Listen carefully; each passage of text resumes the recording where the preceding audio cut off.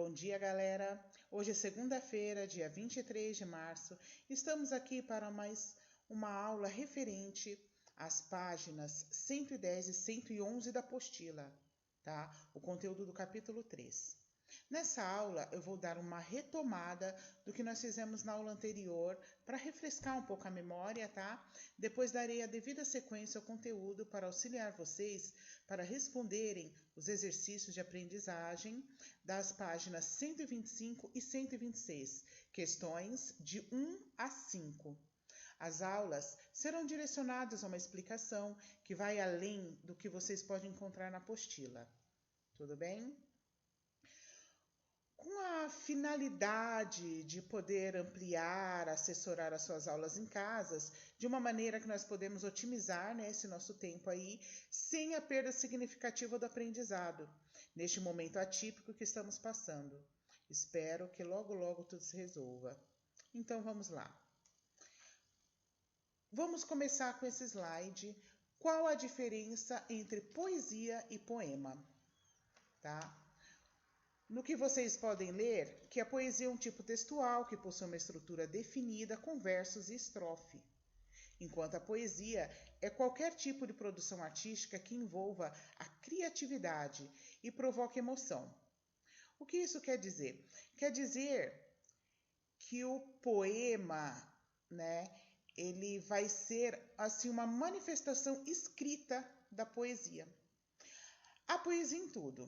A poesia começou na oralidade, no passado, então pode-se dizer que a poesia é isso. A poesia está presente em tudo. O que seria o poema, então? O poema é o ato de transformar isso na parte escrita. Tá? Podendo estar em paisagens, objetos, pinturas e fotografias, frases, músicas, sons, atuações e textos diversos. Tá bom? E no sentido etimológico da palavra, a poesia ela pode ser traduzida como atividade de uma produção artística, tá? Com base nisso, a poesia pode não estar só no poema, mas também em tudo que a gente vê. Então, vamos lá. Vou falar um pouco sobre a poesia, então. No sentido etimológico, a poesia pode ser traduzida como a atividade de produção artística, tá? Ou a de criar ou fazer. Com base nisso, a poesia não pode estar só no poema, mas também em paisagens, objetos, tudo, enfim, na sua definição mais ampla, tá? Que abarca outras formas de expressão além da escrita. Então, como vocês podem ver, a poesia ela é a expressão dos sentimentos. É através da poesia que os mais diversos sentimentos podem ser expressos e percebidos de diferentes maneiras, provocando surpresa, admiração, contemplação. Podemos dizer, então, que todos os textos que provocam emoções e sentimentos são poéticos, inclusive os poemas. Aí a gente vê, então, um exemplo de poesia, tá? Ser mãe não é anular a sua vida por um filho, é justamente o contrário. É ter duas vidas, é sonhar por dois, é crescer e dar todos os dias o primeiro passo frente à tarefa interminável. É renunciar ao egoísmo e pensar primeiro em outra pessoa antes de tudo. É ter o coração mais apertado de felicidade. É sentir o peso do mundo nas costas, ao mesmo tempo que sente a leveza ao olhar para um rostinho que te traz paz, amor e uma razão a mais para se viver. Uma poesia de Lívia Barros. E vocês podem ver, que é um texto extremamente, poético, mas não segue, pode-se dizer que ela não segue essa obrigação do formato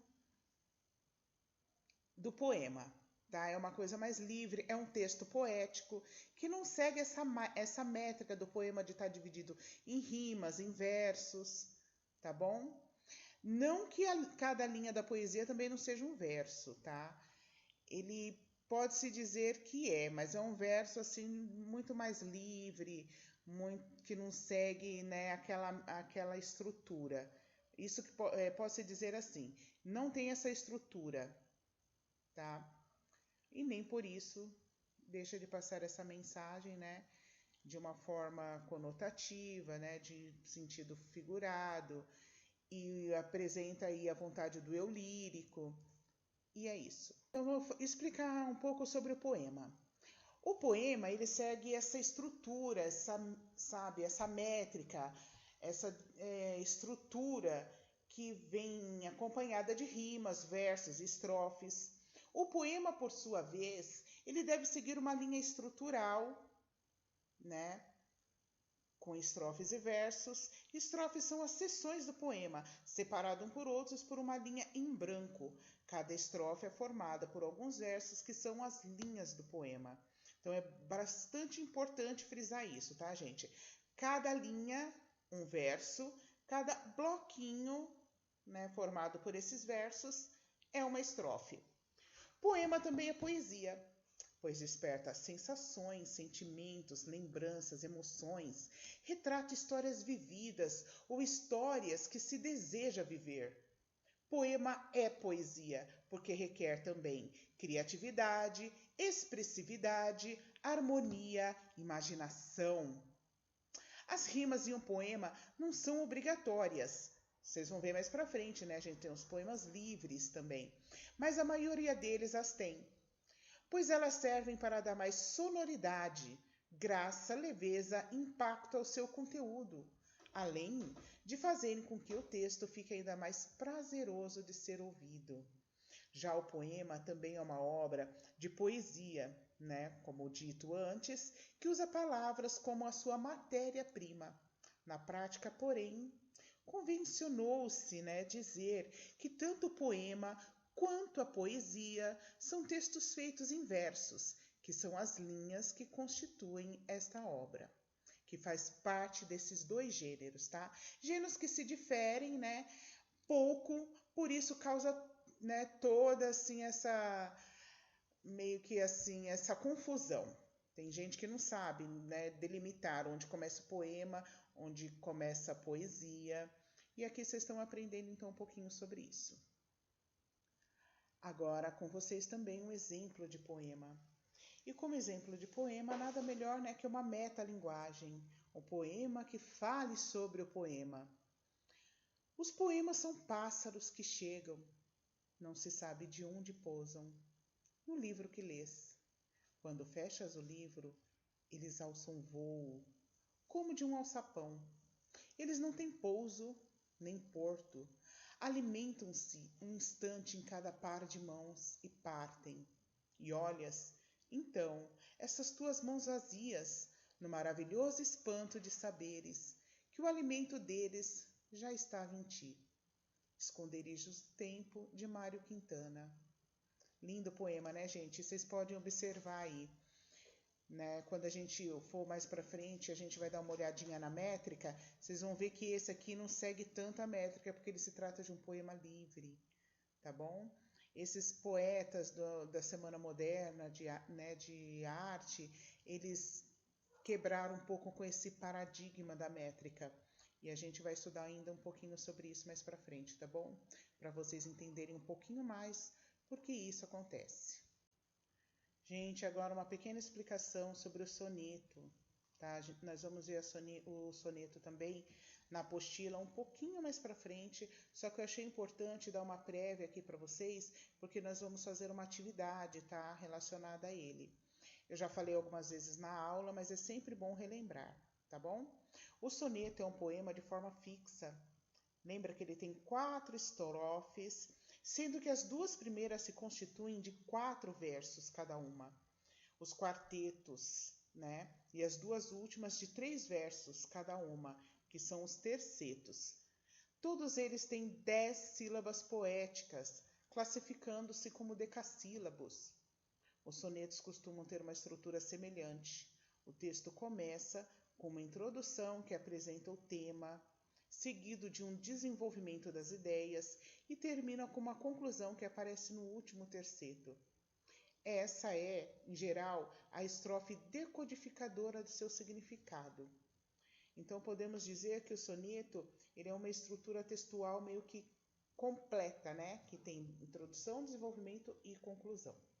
O soneto ele surgiu com uma maneira mais elaborada de escrever o poema de uma forma presa a uma estrutura fixa e metódica, que segue toda essa regra de escrita, tá? Pré-estabelecida, como nós vimos aqui na explicação.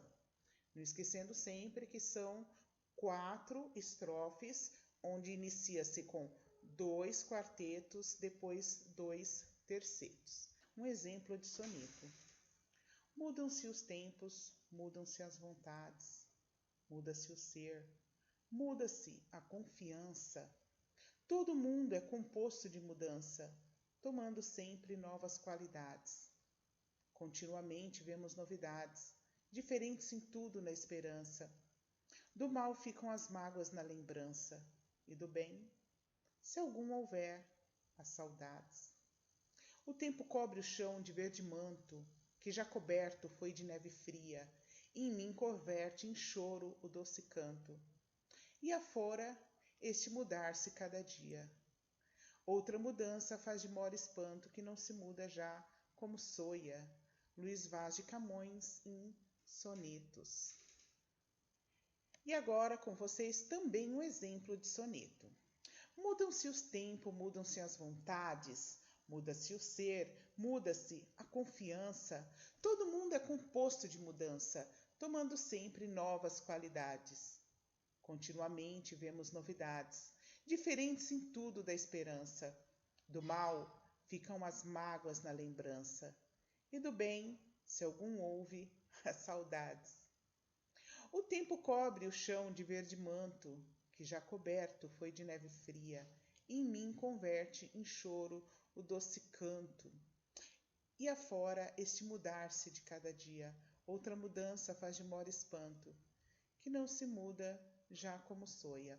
Então aqui a gente pode ver, né, que no começo ele está falando de que muda-se, né, os tempos, muda-se as vontades, que com o tempo, né, o que era prioridade de repente passa a não ser. Então é como se fosse o início, né, do soneto.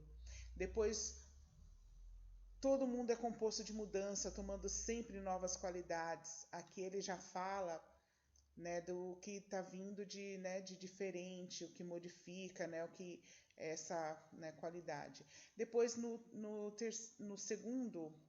na segunda estrofe, desculpa, nós temos um desenvolvimento da história. Ele começa a explicar o porquê, né, que acontece. Né? Ele explica o porquê da mudança. Continuamente vemos novidades, diferentes em tudo da esperança. Aí ele diz que do mal ficam as mágoas na lembrança, né? Que as pessoas têm uma dificuldade, né, de esquecer as coisas, né, que não acontece. E do bem, se algum houve, as saudades. Quando ele fala do bem, se algum houve, então ele quis dizer que foi uma experiência que não foi tão bacana, né, gente? Aí depois ele vem e diz que o tempo cobre o chão de verde manto, quer dizer que o tempo passa, né? Ele quer dizer da mudança da estação, né? O que foi coberto de neve fria, e converte em choro o doce canto, que era no início, né? O princípio, pode-se dizer aí de uma história de amor, né? Já estava ali desgastado e não era mais isso. E afora esse mudar de cada dia, outra mudança faz de mora espanto, que já no mundo que se muda, né? Já como soia. Então ele quer dizer que essa mudança, né, acabou culminando no fim aí, né, da relação, tá bom? Então por aí vocês veem que tem, né, a introdução, o desenvolvimento, né, o desenrolar, que ele explica o fim, e no final ele fala, né, dessa questão da mudança, como terminou a história. E é isso. Vamos lá, galera. Antes de começar a falar um pouco dos recursos poéticos, eu quero falar para vocês da circulação, tá? Dos meios de circulação e do público-alvo. Como tudo começou. Antigamente, como a poesia, né, não era assim... A poesia surgiu antes do poema. Então, ela não tinha sua forma escrita. Existia esse olhar poético sobre as coisas, na música, em várias formas de expressões artísticas, como continua até hoje, só que não tinha o registro escrito. A partir do momento, né, do registro escrito, que se criou o poema, aí começou a ter essa circulação, né, mas assim, que atingia um público-alvo muito mais amplo, e justamente assim pela questão do eu lírico, do poeta, ele tratar assim de uma forma muito particular quando ele escreve. Então assim, esse público-alvo ele é muito abrangente. Então pode-se dizer que assim, determinado assunto vai ter um público-alvo dentro do poema. Então o gênero textual se mantém, que é o poema, mas o seu público-alvo torna-se então muito abrangente, tá? Poemas pode ser voltado para uma literatura infantil, o poema pode ser voltado então para um público mais jovem, e os seus meios de circulação vai desde revistas, livros, né, material didático, como blogs hoje em dia, né, com esses gêneros textuais da atualidade, então de várias formas, tá bom? A gente pode encontrar na internet, se encontra poema em todo o lugar. Então, jornais, tem jornais que trabalham, separa ali uma seçãozinha para sua circulação, tá? E por que eu não preparei, né, um slide próprio para isso? Porque eu estou focando nas perguntas da apostila, tá, gente? Como não tinha nenhuma pergunta pertinente, eu não preparei slide, só que é bom a gente falar porque não é legal deixar nenhuma informação passar batida, tá? Vamos falar um pouco dos recursos poéticos.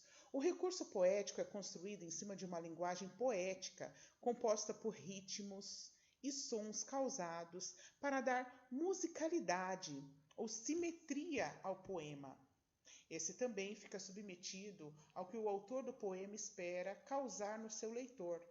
Portanto, podem ser vários, como um número fixo de sílabas, seguindo uma métrica, como acabamos de ver, né, no soneto aí de Luís Vaz de Camões, em que ele segue a métrica do soneto, composto por 4 estrofes, sendo que os 2 primeiros são quartetos e os 2 últimos. Vamos, né, frisar mais uma vez que verso é cada linha de um poema, tá? Enquanto que a estrofe é esse conjunto de versos, é o conjunto dessas linhas. Olha um exemplo aí para vocês. Vou-me embora para Passagarda, lá sou amigo do rei, lá tem a mulher que eu quero, na cama que escolherei. Nesse caso, a frase vou-me embora para Passagarda é um verso, assim como lá sou amigo do rei, lá tem a mulher que eu quero, na cama que escolherei, tá? O conjunto, então, dos 4 versos que formam uma estrofe. Lembrando que no poema, o que separa uma estrofe da outra é uma linha em branco. Tudo bem? Pessoal, e para então finalizarmos, tá aqui explicando o que é verso e estrofe, todas essas questões que nós abordamos até agora vai ajudar vocês a responder as questões de 1 a 5 da apostila, da página 125, tá? E assim, todo o conteúdo vocês vão encontrar na apostila nas páginas 110 e 111. Tudo bem? Qualquer dúvida, então estarei amanhã no horário de aula disponível para vocês, tá? Pelo WhatsApp. Qualquer dúvida vocês tirem lá, façam as tarefas, tá? Elas serão corrigidas então na terça-feira.